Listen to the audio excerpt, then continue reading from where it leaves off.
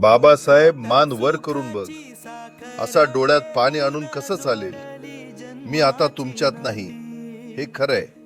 पण माणूस जातो, त्याचे शब्द आणि त्यानं केलेलं काम कधीच जात नाही.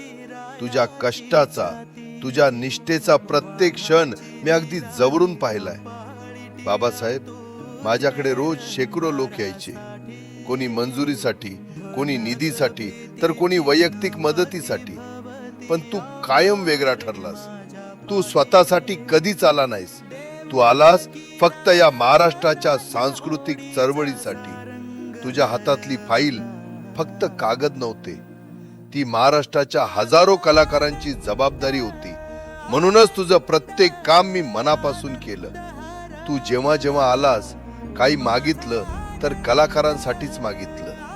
2% आरक्षणाचा विषय असो, विठाबाई नारायणगावकर आर्थिक विकास महामंडळाचा ध्यास असो, वृद्ध कलाकारांच्या पेन्शनसाठी तुझ्या पोट तिडकीनं भांडलास ना बाबासाहेब. ते बघून मला नेहमी वाटायचं, महाराष्ट्राची सांस्कृतिक चळवळ तुझ्यासारख्या खंबीर माणसाच्या हातात सुरक्षित आहे. ग्रामीण महाराष्ट्राची जान असलेली टुरिंग टॉकीज आज लुप्त होत चालली होती. पण त्या तंबूतल्या सिनेमाला पुन्हा उभारी देण्यासाठी तू जे प्रयत्न केलेस, अनुदान मिळवून देण्यासाठी जी धडपड केलीस, ती मी विसरलेलो नाही. एवढंच नाही, आजच्या मल्टिप्लेक्सच्या काळात आपले सिंगल स्क्रीन थिएटर मालक संकटात आहेत. पण तू त्या सगळ्यांना घेऊन हक्कानं माझ्याकडे आलास.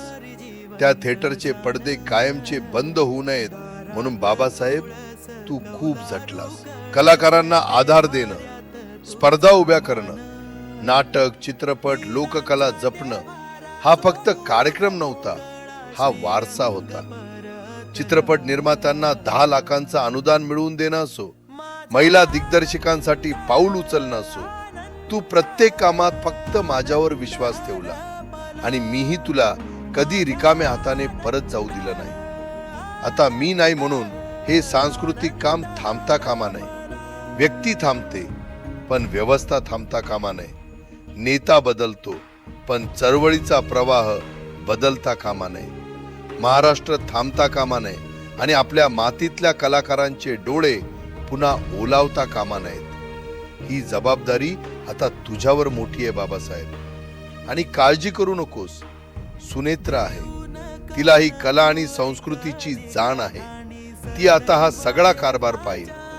आई समान ती तुझ्या पाठीशी खंबीरपणे उभी राहील. तुझी प्रत्येक अडचण ती समजून घेईल.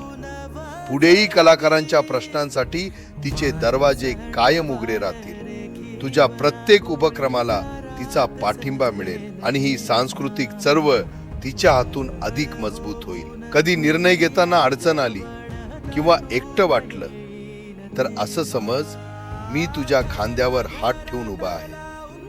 राजकारणात अनेक लोक भेटतात, पण विश्वासू माणसं कमी असतात आणि तू त्यातलाच एक आहेस. बाबासाहेब, काम करत राहा.